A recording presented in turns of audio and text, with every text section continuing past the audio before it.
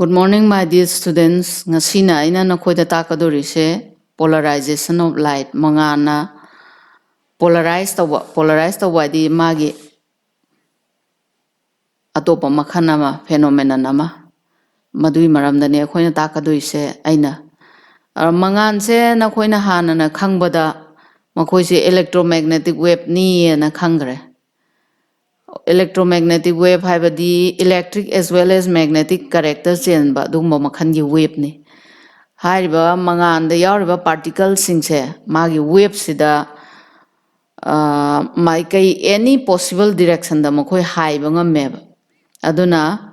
nakoi namangda ai amakhak hauji ulake to sida laire si mangan gi particle amani see particles say it vibrates in all possible directions. The so high, the high, the high, perpendicular to this plane. Planes are so high. So mind to the mass it vibrates in all possible directions. Mana satliba direction of propagation mana satliba maikai do adure perpendicular in a high. Aduna makoisibo mokai kawe transverse wave su kawe ko. Ana hairiba mangan sida particles singsi it is vibrating in all possible direction perpendicular to the direction of propagation of light. Mangana satliba da perpendicular oin satle aduna seisida hujik noi namangda ina seja utle adubu yam line na bai dongta asuk yamna yekpa se masidi noi da kitang khudong cha da bai damangta ina mangan se hujik sumaina makhaktang lawre to seisida haiba ma aduga sigi plane of the paper sida haiba to ni sida do to utlise ana mangan singsi possible direction da hai riba mangan singse akoina akakna ba maikai amada akakna ba maikai amada akoina lawragadi lawba ngamagadi madu akoina polarized light aina kaukani akakna ba maikai am khaktang da haiba singdo akoina lawragadi aduga hana leiramiba mangan kangbu sibo akoina kai kaugebu unpolarized light kaweba aduna seisida ai haigengu all the particles in the wave light wave the yauriba particles singse vibrate in all possible direction I know the perpendicular to the direction of propagation of light chatliba maikai to the perpendicular oina moise high such rays are called ordinary or unpolarized light sigumba lights bo koina ordinary natraga unpolarized light aina kaweba to aina hujikta nang namang da yek ba utle to seisida sumaina yam yek ba se akoida khudong cha ba khara wat ba dagi kitang nan na ba to sumaina maikai yam kha haiba loinana se dot sina perpendicular to the plane of the paper sida oina lawre sumaina unpolarized light se laire ordinary or unpolarized light ko aduga kaigumba khoina hairiba sigi light sigi manung da ya aina akaknaba maikai ama khaktang lawthokpa ngamagadi madura phangiba light to bo khoina polarized light aina kauneba polarized aduga maduyuda process to buna polarization kawi aduga maduraiduda khoina mabu nakanam tada haihanna bo khona bada season gadoriba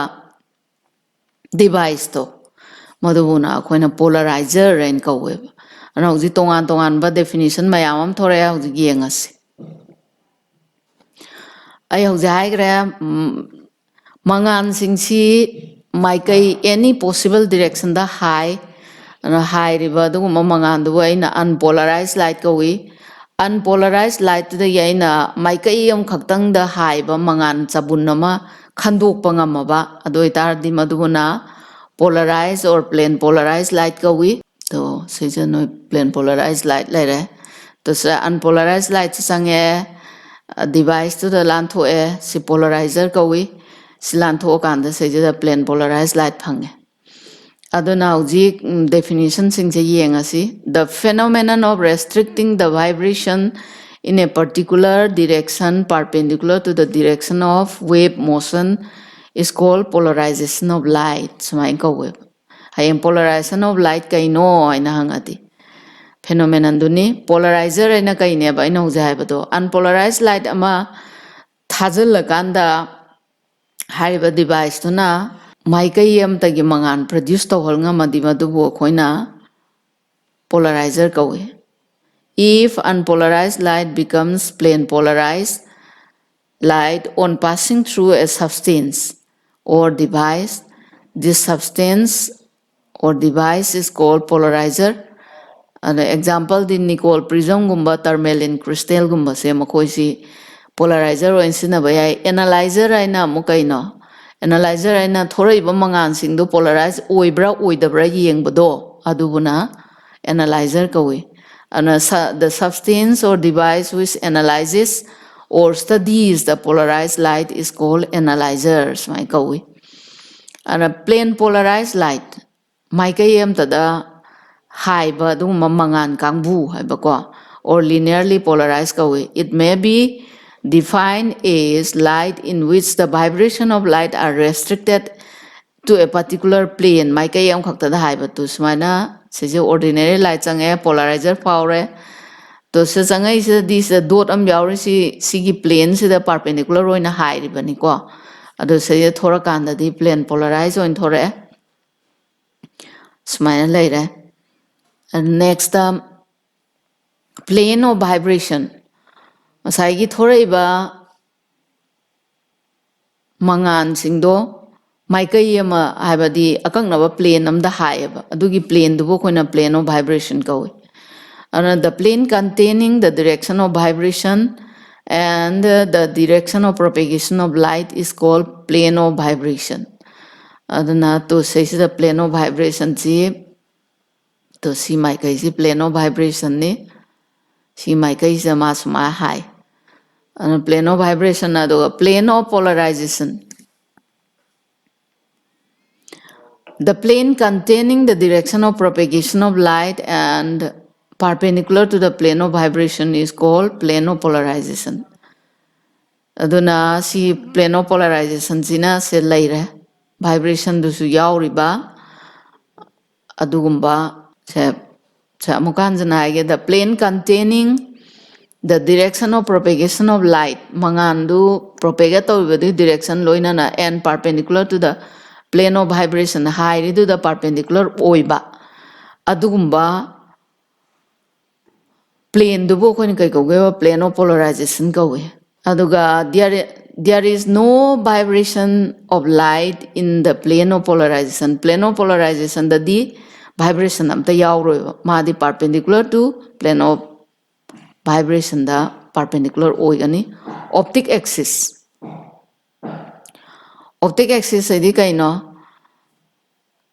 It is the direction in a crystal along which the polarized component of ray of light will be transmitted with single velocity. Aduna optic axis haibasi kaino habada crystal ama sizinai na khoina ngasai polarizer do saisida horen polarized light singduna thorakadaba adugumba direction. It is the direction in a crystal the yawa direction duni along which the polarized component of ray of light will be transmitted with single velocity. Sibu plane of optic axis sain kawe to si matang se sibu optic axis kawe. Optical activity karigumba substance khara amadi ko masi rotate tawo matamda magi plane polarized light to madu magi rotation ge makha pona tongan ba makhangi plane of vibration pibangami madubo khoina kai kaugebo optical activity kaweba. Kudamoina it is the ability of certain substance to rotate the plane of the plane polarized light. Thora iba plane polarized light to madugi dugi plane do change tawhon bangamba ability do as it passes through them makhoi da lanthokpa matamda the extent of rotation will depend on the length of the crystal liquid solution through which the light travel. Adona ngasai gi plane polarized light na madaira ꯐꯥꯎꯔꯛꯄ ꯃꯇꯝꯗ either it may be liquid ꯑꯣꯏꯕ ꯌꯥꯏ ꯑꯗꯩ crystal ꯑꯣꯏꯕ ꯌꯥꯏ ꯑꯗꯣ ꯃꯥꯒꯤ ꯃꯇꯨꯡ ꯏꯟꯅ ꯇꯣꯉꯥꯟ ꯇꯣꯉꯥꯟꯕ optical activity ꯄꯤ ꯈꯨꯗꯝ ꯑꯣꯏꯅ ꯇꯣ if the rotation is towards the right ꯉꯁꯥꯏꯒꯤ ꯂꯥꯛꯏꯕ plane polarized light ꯁꯤꯅ ꯅꯣꯏꯅ ꯃꯥꯡꯗꯁꯨ figure ꯑꯃ ꯂꯩꯔꯦ unpolarized light ꯑꯃ ꯆꯪꯉꯦ polarizer ꯑꯃꯗ ꯂꯥꯟꯊꯣꯛꯍꯜꯂꯦ polarized light ꯐꯪꯉꯦ ꯑꯗꯨꯒ ꯍꯧꯖꯤꯛ ꯁꯤꯗ ꯑꯇꯣꯞꯄ polarizer ꯑꯃꯗ ꯑꯃꯨꯛ ꯂꯥꯟꯀꯥꯟꯗ ꯃꯥꯒꯤ plane polarized light ꯁꯦ angle ꯈꯔꯗ ꯄꯩꯌꯦꯕ ꯇꯣ ꯍꯥꯟꯅ ꯂꯩꯔꯝꯕꯁꯤꯗꯒꯤ ꯄꯩꯈꯠꯂꯛꯏꯕꯗꯨ ꯁꯤ left ꯂꯣꯝꯗ ꯄꯩꯈꯠꯂꯛꯑꯦꯅ ꯈꯜꯂꯗꯤ laboratory कौरनी अदो right लोमदा पये न खलगना dextrorotatory कौने अदुना if the rotation is towards the right clockwise the rotate तौरबा the crystal is called dextrorotatory and if it is towards the left anti-clockwise or it is called levorotatory and कौरनी levorotatory स्माइ कौरनी law of Mollus magi law siyangasi according to this law when a beam of complete plane polarized light is incident to an analyzer amada plane polarized light se thajin gandane the resultant intensity of light I transmitted from the analyzer Huren thorakadoiba analyzer dai thorakadoiba intensity of light to varies directly as the square of cosine of angle theta between the plane of transformation of analyzer and polarizer thorakadoiba intensity du kaiga manage bu sigito seisida analyzer dai thoraiba sigi angle siga polarizer dai thoraiba ani sigi maraki angle theta do adugi cos ki square da directly proportional oi haba to I equals to cos square theta sida this rule is also called cosine square rule and kawi si dm henzale square da ngai dong I equals to I naught cos square theta where I naught is the intensity of the incident plane polarized light sine aduna I naught sidi a square ga mane law of Mollus na kai hayaba segi plane polarized light amana analyzer ama lalakpa matamda magi angle kharada paireba plane polarized light to adugi maraki angle do let us suppose theta ne khaladi the intensity I is proportional to cos square theta siga mane where theta is equal to 0 or 180 degree si oiragadi mabani marakta khenai du si already plus or minus si laigani adu kandre intensity du I naught ka managani therefore when polarizer and analyzer are in parallel the intensity of light transmitted from the analyzer is same as that falls on it from the polarizer to analyzer ga polarizer ga ni do parallel oragadi mabani ki maraki intensity of light pithorakadabado madu same oineba when theta is equal to 90 degree polarizer ga analyzer ga set to 90 degree da painaraba adu cos theta di 0 ne means intensity 0 tarni therefore when polarizer and analyzer are perpendicular haigadaba sis perpendicular the intensity of light transmitted from analyzer is 0 minimum oigani in case the light incident on the analyzer is unpolarized analyzer the thousand doiduna unpolarized light already I is equal to half of I naught sigamanani it is because in unpolarized light the light vector vibrates randomly in a plane perpendicular to the direction of propagation the average value of cos square theta equals to half sigamanayeba swain tawdana law of Mollus laire type of polarization is makhan yam lay dui manungda polarization by scattering na maram orga thokpa polarization yengsi when a beam of white light is passed through a medium containing particle whose size is of the order of wavelength of light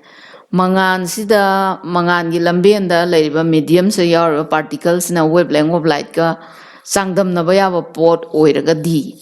madaidra mangan singdo saikhaiba then the beam scattered particles singdra mangan singdo saikhai when the scattered beam is seen in a direction perpendicular to the direction of incidence dora ngasai saikhairiba mangandu direction of changaibadu perpendicular oina yengagadi it is found to be plane polarized se yengo sesta to sra mangan se silera to so particles singsna unpolarized light later ado se the yaire particle the scattered light se silera to la ibadudagi perpendicular oitaragadi observer to mamita plane polarized light se ugani to so when the scattered beam is seen in a direction perpendicular to the direction of incidence it is found to be plane polarized the phenomenon is called polarization by scattering maina scatter to ona maram moidana thoiba polarization naido this process of scattering contributes to the blueness of the sky. Atiana blue orisisu sinaneba. Polarization of blue scattered light from the sky. The process of scattering contributes to the blueness of our sky. Aduna atiana blue origase. This scattered light is partially polarized. Polarization by scattering is observed as light passes through our atmosphere. The scattered light often produces a glare in the sky. Aduna scattering si thookanda scattered light singduna sky se langkhatpa ma phawaleba glare di langba mit ka thakpadu. This problem can be easily corrected by the use of Polaroid filter. Ana sumba se akoina sum thoke haragadi mitta thak akoina nungsa manganda mitta ise masi sum thoke haraganda di akoina Polaroid ama sinagani as the filter is rotated the partially polarized light is blocked aduna masiet oina polarized tawba manganda block tawra thinge and the glare is reduced maina handai ado scattering gi maram se kogi India gi Sir C.B. Raman manasu scattering maramda yam hairami aduga Lord Rayleigh mokoina scattering si maramda yam thijilami aduna hauji yenga si sky na blue oris kaino to sky na blue oris numitagi white light se la kansida color mayam loina magyauna 7 colors se prithivida lakpa kansida particle mayam thengnare particle mayam sida mase scatter tawre adui manungda other colors continue more or less unimpeded to the surface aduga to akoi prithvi dagi 20 miles kumbala art ki sky is black oebako though around 18 miles of the prithvi mathakta light encounters air molecule and that scatter blue light until it is coming from all parts of the sky adana blue light says scatter tawish mai tawdana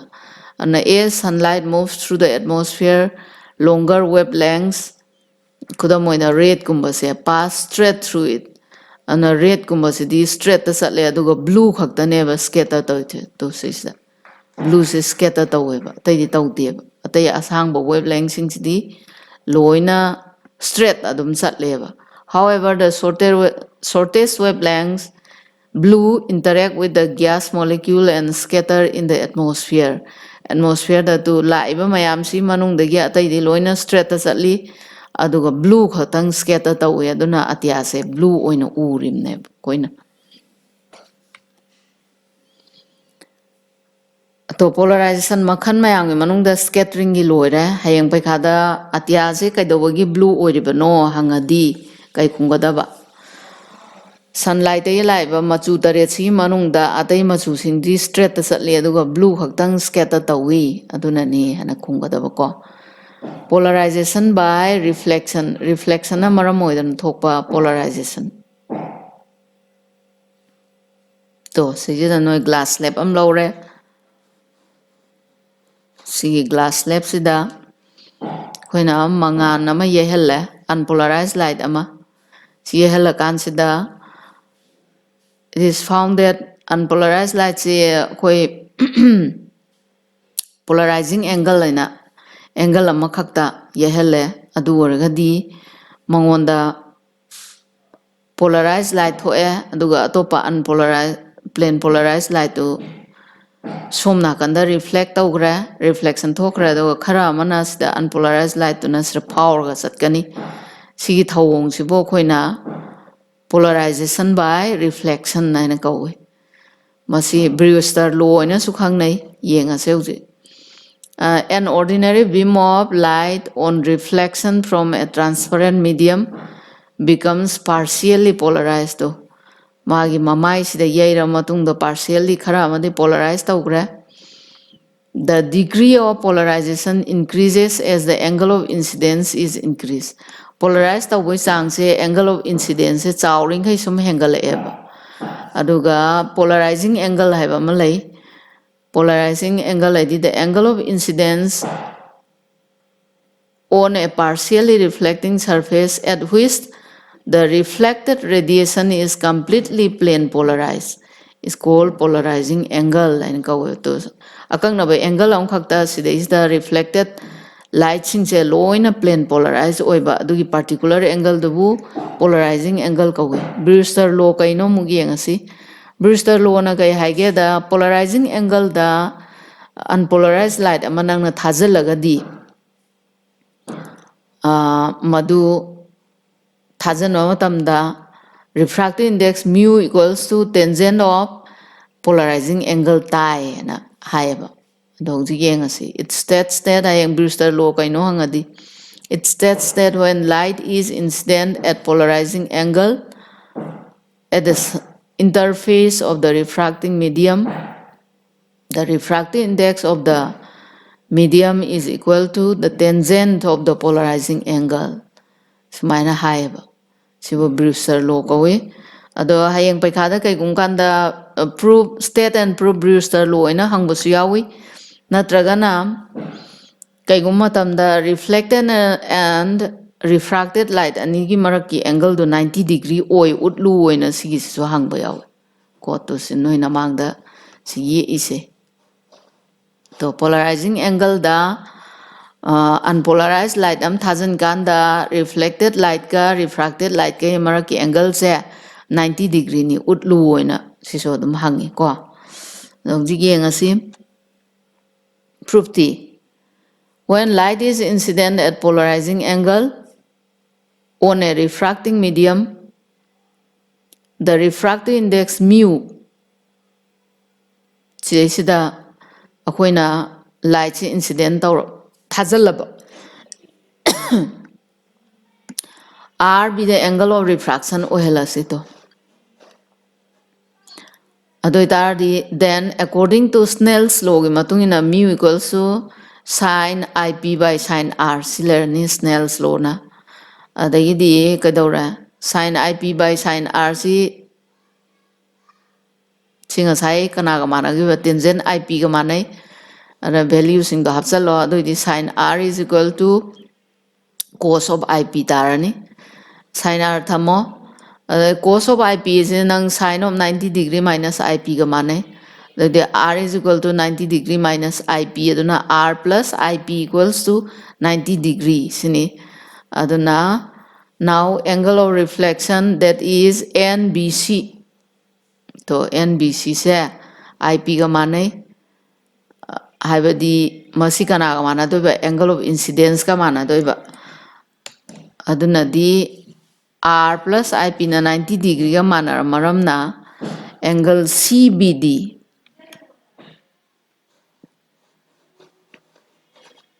to angle CBD this is 90 or mane badana Adunadi, the reflected ray is perpendicular to the refracted ray. Hence, when a ray of light is incident at polarizing angle, the refracted ray is at right angle to the refracted ray. Ana Brewster law si sida lore mai kanaba kai kai no mu yengasi. Koina sunglass kumba koi cricketer singna yam uppodo ko nungsada sanaba matamda. Madu kainobu polaroids ni. And sunglasses are made up of Polaroid sheet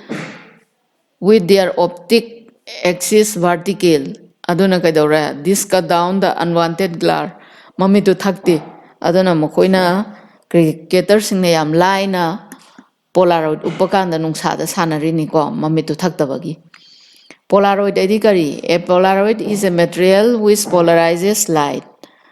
Ado natural Polaroid chi thermalin hoisini. Ado hojikti Polaroid se artificially so yam puthoe. Polaroid ki kanaba kaino yengasi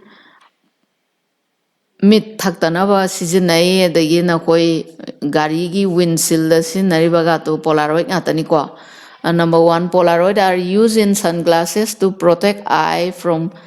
glaring of sun rays. The Polaroids are fitted on windshields of vehicles to cut off the glaring light of other vehicles coming from opposite direction.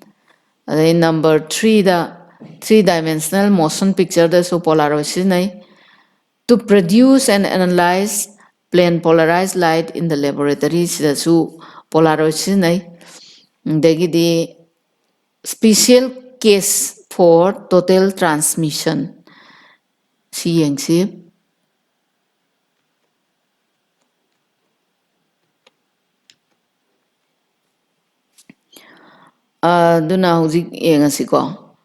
When light is incident on the interface of two media, it is observed that some part of it get reflected and some part get transmitted. Ngai ngasai si mamang do utkibado. To mangan si medium da lakpada khara mana reflect torani khara mana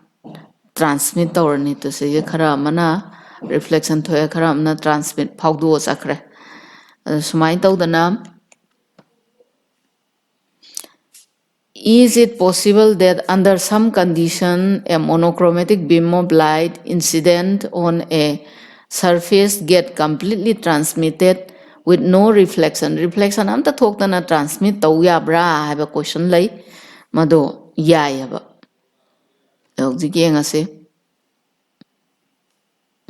Let us try a simple experiment and check what happened. Arrange a laser sinarasi, polarizer laser prism duga screen silorasi. Ramangando koina let the light emitted by laser source pass through the polarizer to powlasi and be incident on the surface of the prism duda lalhalasi at Brewster angle of incidence is the lalhalasi says the laser polarizer polarizing angle the lalhalla now rotate the polarizer carefully. Polarizer sigi polarizer se lairo carefully.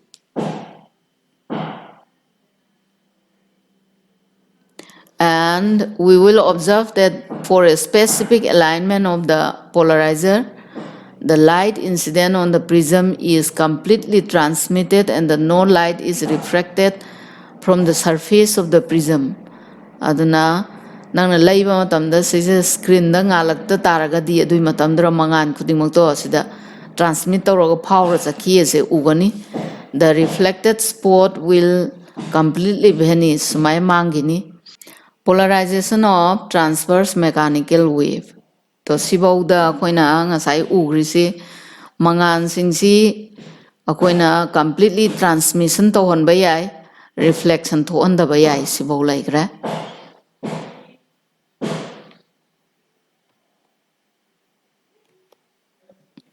Polarization of transverse mechanical wave. ꯑꯗꯨꯒ mechanical wave ꯁꯤꯡꯁꯤꯁꯨ polarize ꯇꯧꯏ ꯍꯥꯏꯕꯁꯦ ꯁꯤ ꯑꯃꯨꯛ ꯌꯦꯡꯁꯤ. ꯀꯩꯒꯨꯝꯕ transverse mechanical wave ꯑꯃ ꯌꯥꯝ ꯄꯤꯛꯄ narrow slit ꯑꯃꯗ ꯐꯥꯎꯍꯜꯂ ꯆꯠꯂꯕ ꯑꯗꯨꯒ ꯃꯥꯒꯤ plane of vibration do parallel to the slit ꯑꯣꯏꯔꯗꯤ then the wave passes through the slit with its vibration being unaffected and the wave is said to be plane polarized. Noi transverse mechanical wave ama laure mechanical wave kudam oina nangna thauri ama paire adu thauri du narrow slit amda lanthoalo aduga is allowed to vibrate nang high hello se ye iba sumaina aduga magi plane of vibration duna ngasai nangi slit tuga parallel oinaradi ma kaimta unaffected oidana chatkani aduna mase so khoina wave to plane polarized ni and high bayani but to nang sida equation say sida diagram de ye ise sumaina nang to say sida rope thauri em lore slit am phawdo le nang na thauri ise sumaina khutna high ro do higher kanda parallel oina slit sida high ba matam da ngasai magi mechanical wave to say sida undisturbed oina loin chatkini ba sumain tawdana polarization je makhan mayam ama thengnare polarization makhan kya laigre polarization by scattering polarization by reflection dagi sumba mayam ama nakhoi khange ana ngasi di swaide loisalase polarization je seisira loisalage sibauda nakhoina khangba yaba mayam ama yaure sigi chapter sigi oina di magi definition adagi polaroid singi kanaba kaino Brewster law kaino proof hangali adagi tongan ba definition mayam hangali sky kaidoi blue orino kaise masigumba mayam sa hangali adagi law of Molus kaino adai swaiji yarba optic axis kari si mayam se loina hangalle aduna sigi singse noi hotna rong asi di swaida loisalas